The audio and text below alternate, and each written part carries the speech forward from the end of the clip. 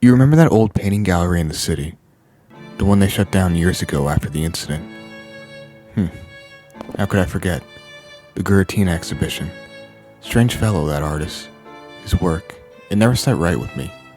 Too alive, if you catch my meaning. Yes, alive is the right word. I sometimes wonder if it wasn't too alive. You ever hear what happened to that little girl who went in one rainy morning? Just a regular outing with her parents. Name was Ib, if I recall correctly. Just 9 years old. Ib. Yes, I do remember. Barely said a word that one. They said she got separated from her parents in the gallery, didn't they? That's how it started. The family came in for the exhibition, a sprawling display of Weiss Guratina's finest. You know the ones. Abyss of the Deep, Lady in Red, Breath of Life, vibrant, surreal, unsettling. But while her parents lingered near the entrance, Ib wandered off, quiet as a whisper. She was drawn deeper into the halls, and the rooms filled with eerie silence and shadow. And then, something changed. The lights flickered, didn't they? Some said the gallery went dark. That's right. When Ib turned around, the crowd had vanished. The bustling chatter of visitors had gone still. No guards, no voices, just her and the paintings. And the paintings, they began to move. Not in a literal sense, perhaps, but the atmosphere changed. The air thickened, paintings warped, and titles on placards changed when she wasn't looking. She descended into a different world, a painted world. I heard tell she found a rose, a red one. A red rose in a vase, not just any rose, though it seemed tied to her very essence. Every time it lost a petal, she felt weaker. If it withered entirely, well, no one knows for sure, but we can guess. She journeyed through that world with that rose in hand, trying to make sense of it all. The painted halls twisted in on themselves, filled with puzzles and bizarre sculptures, like the Hanged Man, and those twisted faces that followed her with eyes that weren't supposed to move.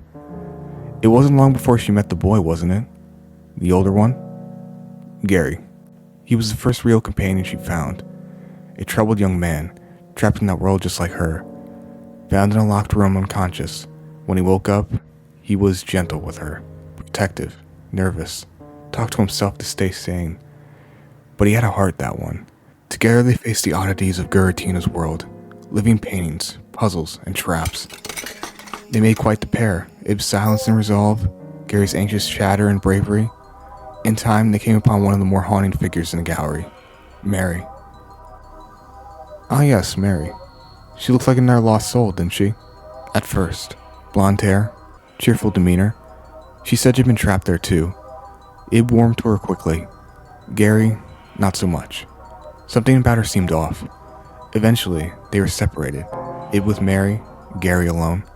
That's when the truth began to leak out. Mary wasn't real, was she? No, Mary wasn't a visitor. She was a painting. A creation of Giratina, just like the rest. Mary, a beautiful portrait, hanging in a locked room Gary discovered. The painting's title confirmed it. She wanted to be real, to leave the gallery, and for that, she needed to replace Ib. She tried to kill them. Not outright, but she led Ib astray, manipulated her. In some past, she would even burn Gary's rose, or worse. But eventually, depending on the choices Ib made, the truth came out. Gary found his way back to Ib. Or not. You see, the paths diverged. Not everyone leads the world the same way. Not everyone leaves at all.